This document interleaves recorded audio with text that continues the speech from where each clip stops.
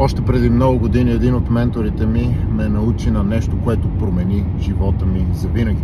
И искам да го споделя с вас, с надеждата да предам нататък и някой друг да промени своя живот завинаги. Много често нещата стават опит, грешка, опит, грешка, опит, грешка. И така трупаме опитност. Така ставаме опитни. Голямата сфера от опитност я съчетаваме в наша философия за живота. Философията за живота обаче се случва, когато сме в нашите 50, 60, 70 години.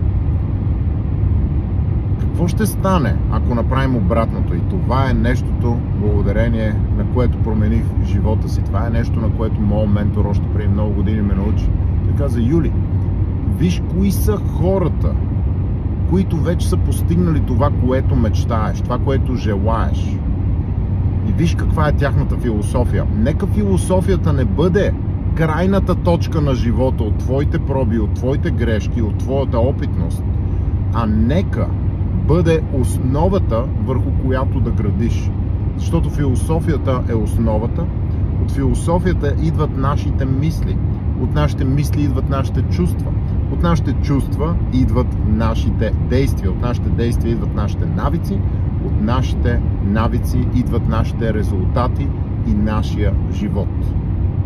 Така че замислете се, приятели, коя е философията, която имате вие за живота? Откъде сте я взели? Дали сте я взели случайно? Или сте я планирали? Дали е нещо, върху което сте седнали и сте помислили какъв бях аз, какъв съм сега и какъв искам да бъда?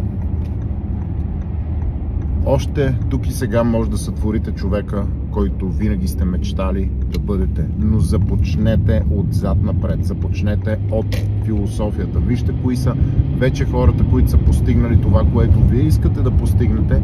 Вижте каква е тяхната философия.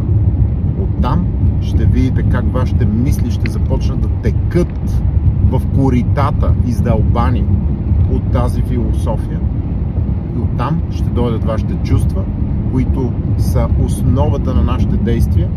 Нашите действия се превръщат във времето, чрез честото им повтаряне в навици, които се превръщат и в нашия начин на живот, в нашата идентичност. Така че започнете с философията, а ако вече сте там, предайте нататък.